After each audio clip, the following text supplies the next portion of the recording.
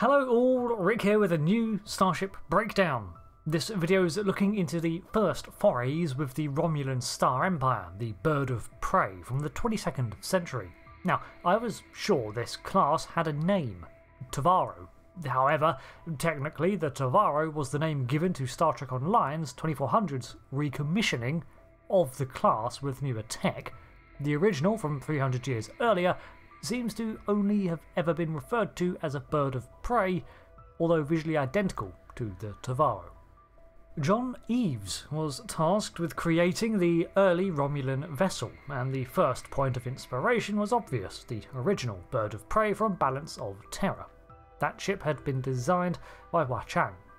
While the vessel does appear more streamlined, which evokes a more modern appearance, the hull segmentation and joints were made more visible to give the feeling that it was more of a prototype. You could still see where and how things were assembled rather than the smoother finish of the soon-to-be later bird of prey. The angles were also tailored to be harder points, giving it a more aggressive look. Interestingly, the use of their cloaking devices contradicts with Balance of Terror, where cloaking technology was implied to be still new, but it is considered such a Romulan trait at this point that not having it included seemed lackluster.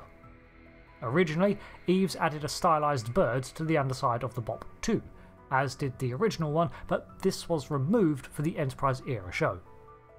In universe, we don't have an exact date for the origin of the class, although in Apocrypha there are several other types of Romulan vessels around at the same time. This appears to be the newest addition to their fleet. It is worth noting that the Star Empire at this time was expanding from Romulus, and it had subjugated the Romulans and expanded its territory rather effectively, deploying cloaked minefields to protect their borders, and in this way had established a sizable hold on the Beta Quadrant. There was no neutral zone at the time, and Romulans would often annex systems well into the Alpha Quadrant with little warning. As for their identity, only some in the highest levels of the Vulcan government knew that they were cousins, and I really mean only a handful. The Romulan cloaking device of the 22nd century was already eras ahead of even the Klingons' invisibility screens and the Suliban's tech, which is the biggest advantage they had. The bird of prey, coupled with their cloaked minefields, evolved a pretty standard play when it came to claiming a system.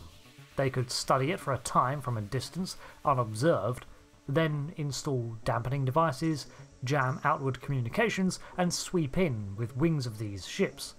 They'd then reveal that they had simultaneously mined the area and were now running the show, ideally with no shots even fired. One thing that needs to be highlighted is that the shape of these vessels became widely known to Starfleet and Earth's colonies. The continual sneak attacks and ever more cunning ways the Romulans developed to get the drop, evade sensor nets and so on, led to this ship representing a great fear and paranoia. The first time Starfleet encountered the Star Empire was when they stumbled into one of said minefields and were intercepted by a patrol who ordered them to leave their claimed system. At the time, everything else about the Romulans was completely unknown, but history would not keep it that way. The vessel saw major implementation during the Earth-Romulan War, where it ended with the establishment of the neutral zone and the retreating of the Romulans for some time. Their mission profile was patrol, interception, attack and recon, which is typical of a bird of prey. The first two ships of the line were the Praetor Pontilus and the Praetus. They were equipped with the latest generation of cloaking device in 2150, superior to those that they had been using before on their minefields. While effective, the cloaking still had power issues, and did result in the destruction of at least one vessel, so the technology would still see continuing work.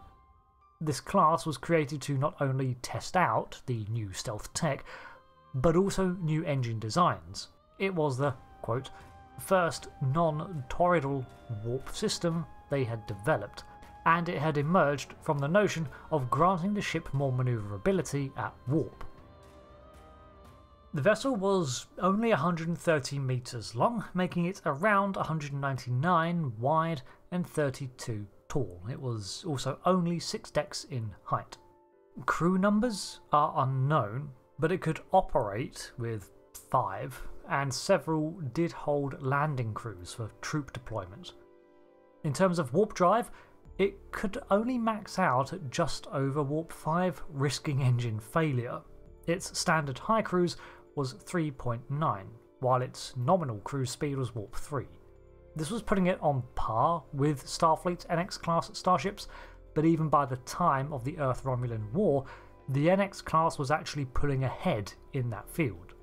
The power source was unknown, implied to be a more standard matter-antimatter warp core.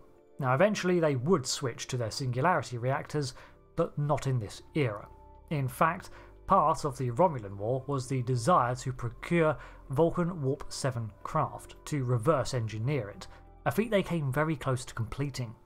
It had twin impulse engines at the rear, which enabled excellent sublight speeds and manoeuvrability. The vessels were armed rather lightly, with dual disruptor cannons and a single torpedo launcher. These could draw from the warp system's plasma flow for additional firepower at the expense of the warp drive. Again, this is before their more powerful plasma discharge weapon that they were testing in the 23rd century, but records indicate that they did use plasma torpedoes alongside nuclear devices. A tactic the Bird of Prey would employ is to use nuclear weapons to flashbang enemy ships, and while the blast was not effective at anything beyond close range, the radiation emitted temporarily could blind most sensor systems with interference. Duranium hull plating, however, and starship radiation shielding mitigated much of the threat of nukes. While it did have deflector shielding, it was still a large power drain, and often priority was given over to the cloak, impulse or warp engines when it came to allocation of resources. The vessel had no small craft, nor escape capsules, as the Romulans did not want prisoners of war to be a liability. Although stealthy and sprightly, its biggest weakness is the vessel's power systems. It could overcharge its weapons at the expense of its warp drive, or it could fully power up the shields at the cost of all its other systems, or it could cloak, but that was the most hungry system of them all and made weapons, shields and warp inoperable. As a result, most Romulan commanders made the decision to sacrifice shielding altogether in order to hit hard and avoid being hit more effectively by prioritising evasiveness and weapon systems. In dire situations, or for menace, they could retreat under cloak, but in these situations, they could not retreat at warp either, just wait, repair and stalk.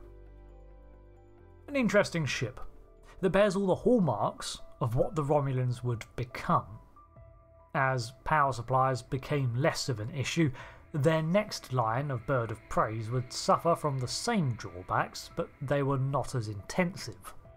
By the time of the 24th century, these issues had all but been mostly solved, and you saw a whole new slew of designs from the Star Empire, like the Deridex.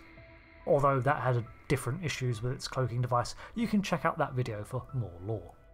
While the vessel itself is rather rudimentary in most aspects, the stealthy advantage the Romulans maintained and the cunning with which they employed their ships set up the Romulan reputation for generations to come and left a lingering boogeyman that was terrifying enough that it birthed the United Federation of Planets in response. Thanks for watching this breakdown on the early Romulan Bird of Prey. It very much comes off as a shadow of things to come. Until the next video, I've been Rick. Thanks again, and goodbye.